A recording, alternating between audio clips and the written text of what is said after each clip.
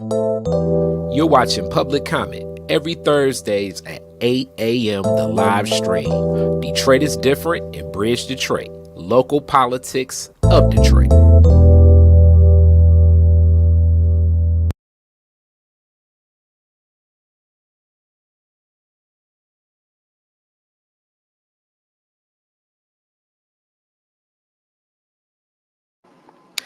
All right. Welcome back to Public Comment. This week, we're kicking things off. You know what we talk about here. We're talking about different things in and around municipal politics of the city of Detroit.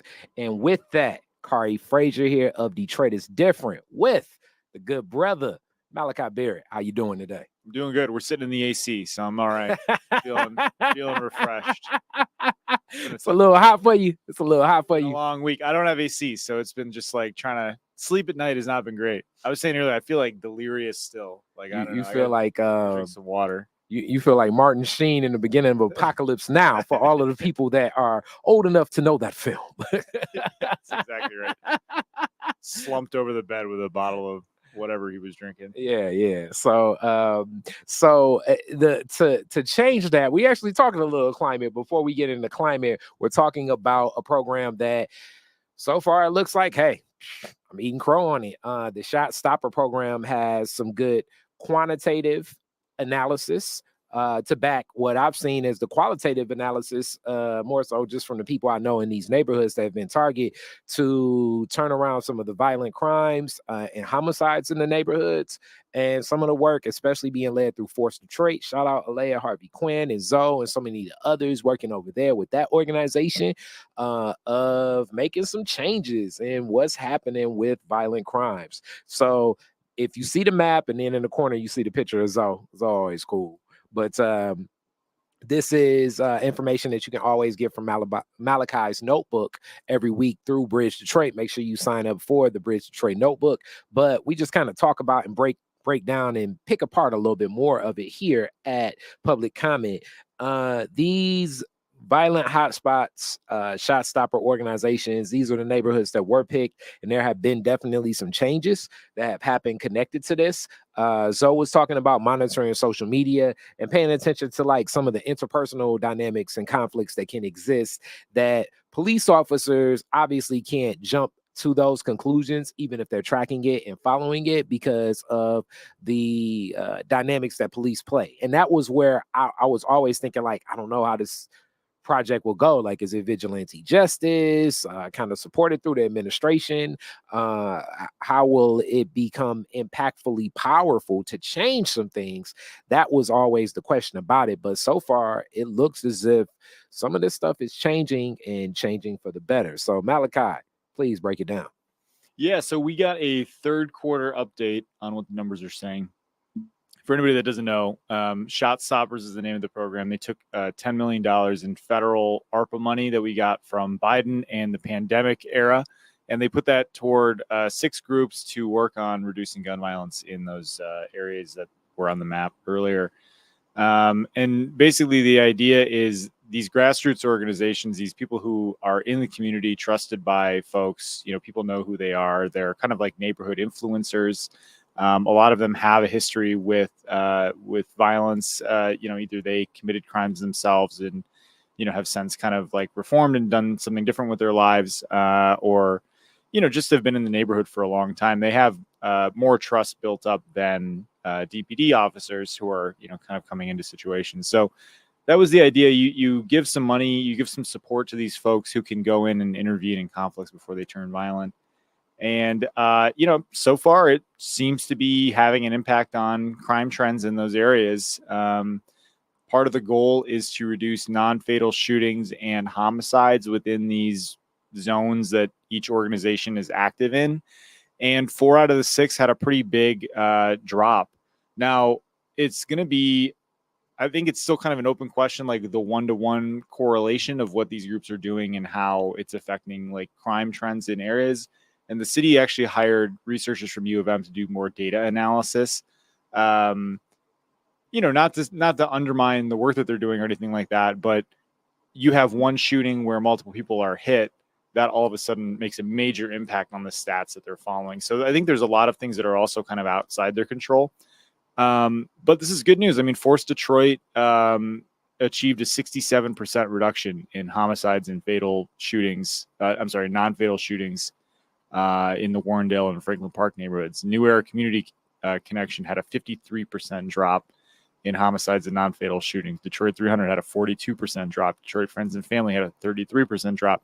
The city as a whole had about a 20% decline. So what they're trying to do is see if it's, dropping faster in these areas thanks to the work that they're doing. But the city is behind it. I think there was some initial kind of skepticism from the mayor, or kind of a, we're going to try this, but we don't really know if it's going to work type of mentality.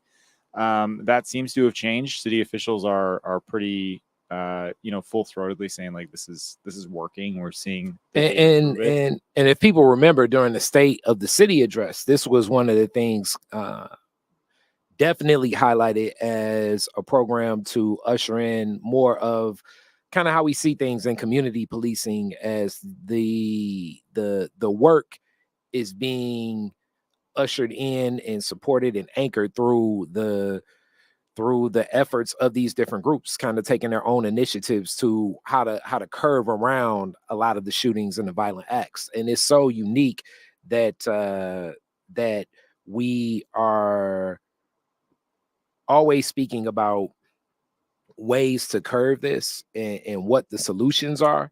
And a lot of it, people speak mental health, and who to talk to and where to resolve these issues, which I do think that that's a through line. And this is back to one of those bigger Khary discussions that I've had with a young lady running for state representative, even, that we have such a violent culture in America itself that, especially like when it gets hot, we know that people's already frustrations, as you said, you kind of delirious and everything, like situations like this happen. And this past weekend, we're looking at shootings outside of Detroit in suburban areas that, shifted a lot. Like even our collard green cook-off coverage would have had more news coverage, but it was like a shooting in, I think, Lathrop Village or something like that. And then soon after that, it was more of a mass shooting in the same area further out, like I guess at the splash pad and stuff. Like the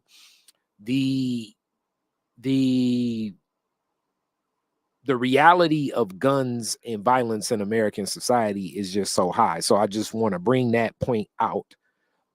And I do believe that most Americans, unlike a lot of other societies when I've traveled the world, I think most Americans have justifications why we would kill a person.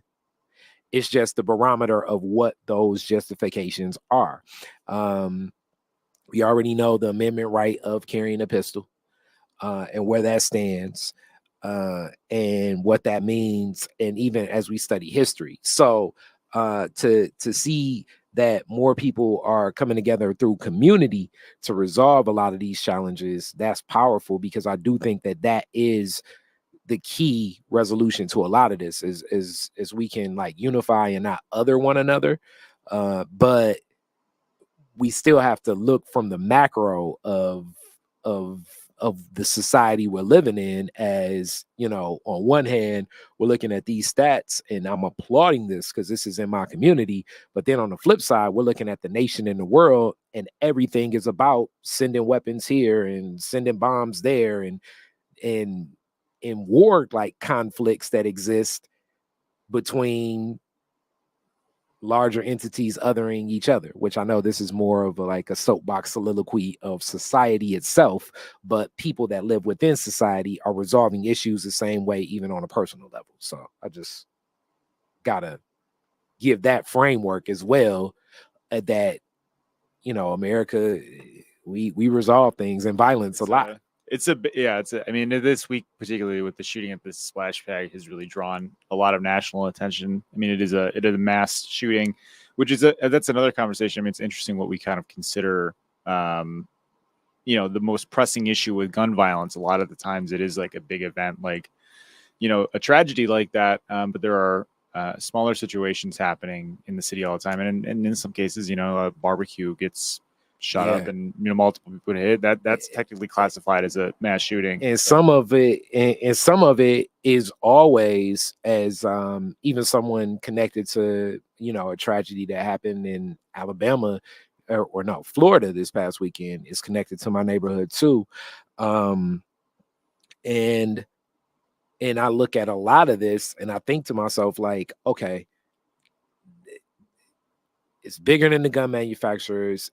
I think it's just deeper into the ethos of how we resolve things. The example I used is like the #1 movie in America is Bad Boys 4, right? So I'm assuming I haven't seen it yet, but I'll probably go see it. And I assume within those 2 hours, I'm probably going to watch Martin and Will Smith kill, I don't know, 200 people within 2 hours. You know what I'm saying? To resolve their problems and conflicts. So I'm downloading this into my ethos, and I mean, it could be that, it could be whatever. I mean, I could open the history book, George Washington, the general. That means he's a murderer. You know what I'm saying? It's like, I mean, slave owner too. Juneteenth today, technically, when we record this. But you know what I'm saying? Like, it's a bigger lens of how America has consistently resolved things. They talk about this too. I mean, when we've talked about what are the forces of violence, what are the things that are, adding to this atmosphere, the members of the groups have talked to me about, well, we're seeing a problem with the kind of music people are consuming.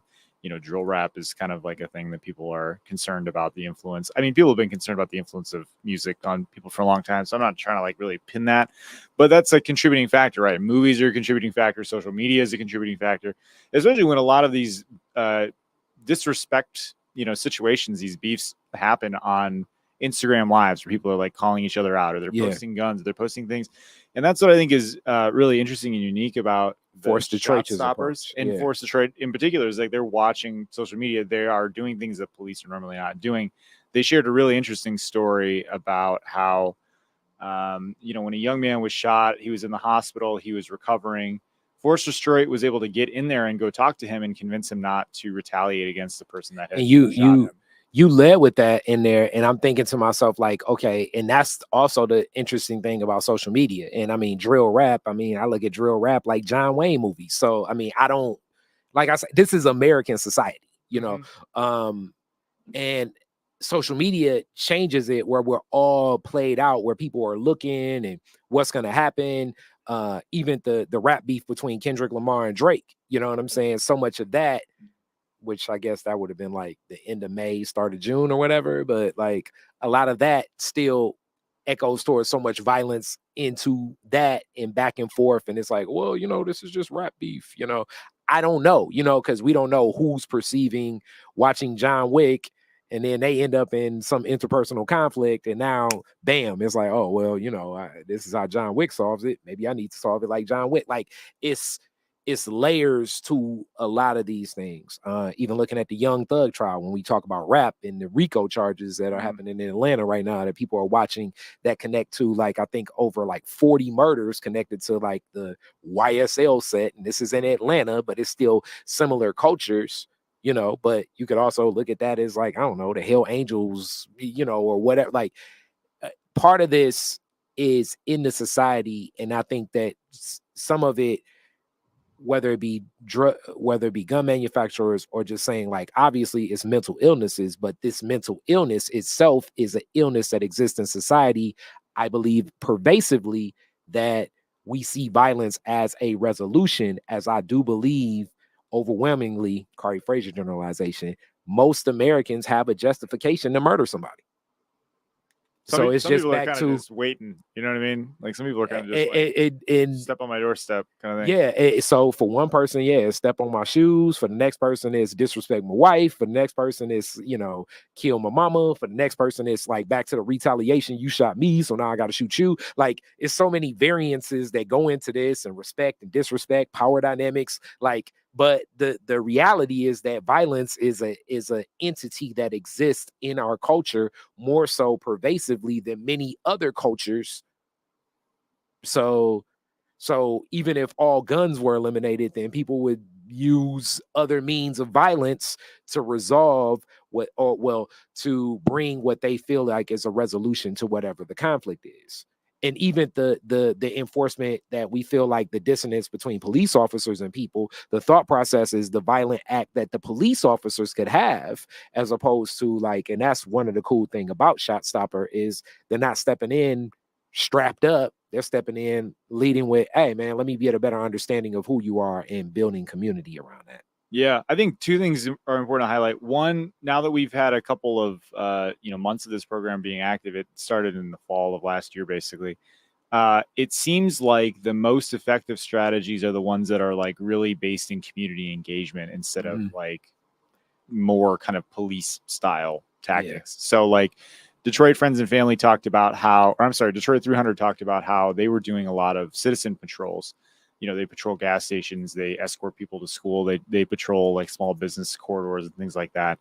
It wasn't have much of a different impact on the numbers. It wasn't until they started adopting what Force Detroit was doing, that kind of relentless community engagement, as they describe it, that they started to see a difference. And I think that's the really kind of key thing that like is different from other approaches that we've taken, and approaches that the police can implement in particular, because they just don't have the relationships that these folks do in the communities. They just don't have the same level of trust. And as I switch off, I'm gonna close on this.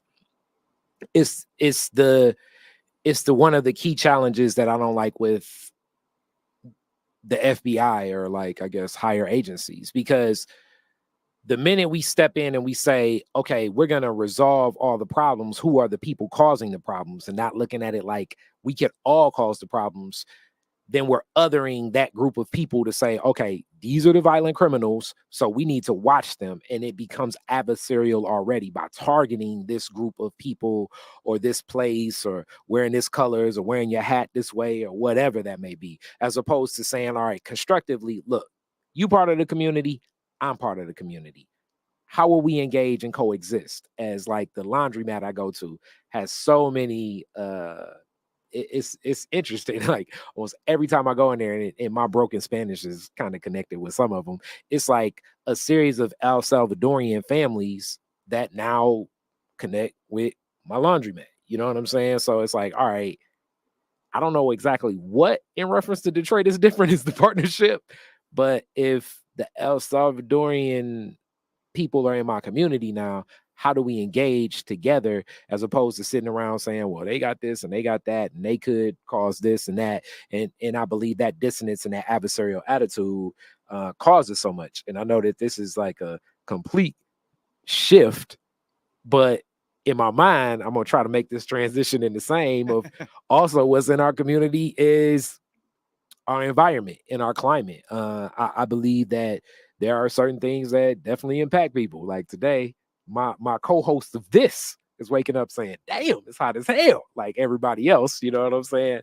And there are certain things that we're paying more attention to, especially from last year, like the particles in the air and the air quality and what the air quality monitors are. And if you read the notebook today, I would say this may be like one of the greenest notebooks ever, you know, as far as like air quality monitors, a lot of other efforts about like water trenches, just things that happen in the summertime. Because as much as the running joke is like, you're gonna feel every season, you really do feel every season. I mean, I pound for pound, like our hottest day in Detroit versus like the hottest day in like a dry heat of Vegas. Hey, give me Vegas 106 versus Detroit 92 any day, because the humidity is so high and what's already in the atmosphere. And then now I'm learning more about what they call, like, I guess the concrete islands and stuff, because it's so much concrete and it's bouncing off the humidity, so the air stays thick. And how do we resolve this? And there are a lot of climate activists that were speaking about this. Malachi, break us down.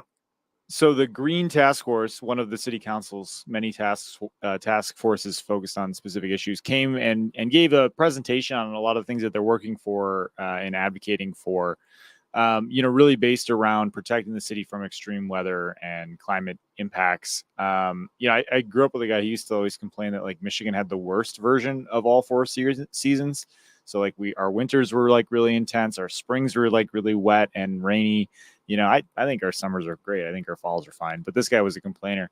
But anyway, I mean, we are seeing now. Poor Sid guy. Yeah, right.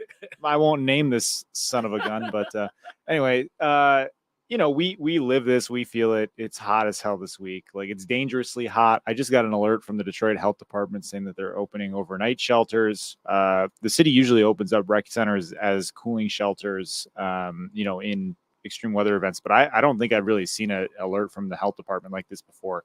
We're dealing with poor air quality tied to pollution, as well as, the wildfire smoke last year in Canada was a big issue. We got the urban heat effect. We've done a lot of reporting on this on Bridge Detroit. Go look up some of Jenna Brooker's articles, or go to Planet Detroit for more information about all the situations that we're dealing with. Urban heat effect, or urban heat island, or something like that, the concrete island. Basically we've got so many reflective surfaces, non-permeable surfaces, that light is making the area around it hotter. And then also, because it doesn't really drain water, it's more prone to flooding. So that was actually a recommendation from this task force, that we start to eliminate unnecessary pavement to make the city more resilient. They also advocated for adding stormwater infrastructure, planting trees. They are trying to work on a complete streets ordinance, because they want to encourage more people to ride their bike or ride the bus, or not drive a car, basically, which is linked to sustainability goals. But the problem is, it's dangerous on these streets if you're not in a car. It's dangerous if you're in a car as well. But so they were like, let's invest more in public spaces so people can walk more, so people can bike more. They're trying to increase recycling in the city. Apparently only 41% of the households in the city are signed up for recycling. You got any what's it's a free program, so I'm kind of wondering why people don't sign up for that. I mean, I have the recycling bin when it's picked up. I mean, Lord knows I'm definitely not as active in it. I think more, and I guess they say we have been marketing it. The messaging connected to it, but I have seen more people using it. I think, today, in reading the notebook today, I was like, damn, this is the greenest notebook ever. And I appreciate it as far as what could be done. And I was thinking about the storm trap, and what could be done, more greening spaces. And shout out to, as we talk about green spaces, the Joe Louis Greenway that is extending. It'll be coming around this way soon. I think that part of this, also another big macro elephant in the room, that this is the Motor City. So some of the, what I'm saying, some of these challenges that exist were kind of in the design of it. But with that, man, I would say stay cool today as much as you can. There are cooling centers. Lord knows, I'm pretty sure that the interpersonal cultural dynamics of a cooling center is probably some real cool checker games, dominoes, and all of that good stuff. Within that, I would say it looks like the temperatures will stay, and those fast storms could lead to the number one thing. It's every time it's a storm, I think my power may be out and I'm in a cooling center. You know what I'm saying? So that's the Detroit summer of it. You know what I'm saying? That's what I think always. I think summertime, summer storm, no power. Because of this grid that even the city itself says we got to get off of. Which, one of those things. But, man. As we go, we're going to keep this thing rolling. We have some interesting stuff coming for you all when council goes on break. We're going to get some guests in here to talk a couple different things. We're going to talk a little DPS. We're going to talk probably a whole lot of these Senate and congressional races and presidential race. And also, may even bring in Mr. Baxter, because he was at the Collard Green Cook-Off this past weekend, and he was just like, So I think we may get in and actually talk some election stuff. We had him in last night. We did a voter engagement event about elections and how was that? Voter security. It was great. Daniel Baxter from the city, the clerk's office, was down there, and he talked a lot about, just what has changed since 2020, since we've had this, intense culture of kind of scrutiny around elections, and what have they done, especially in Detroit.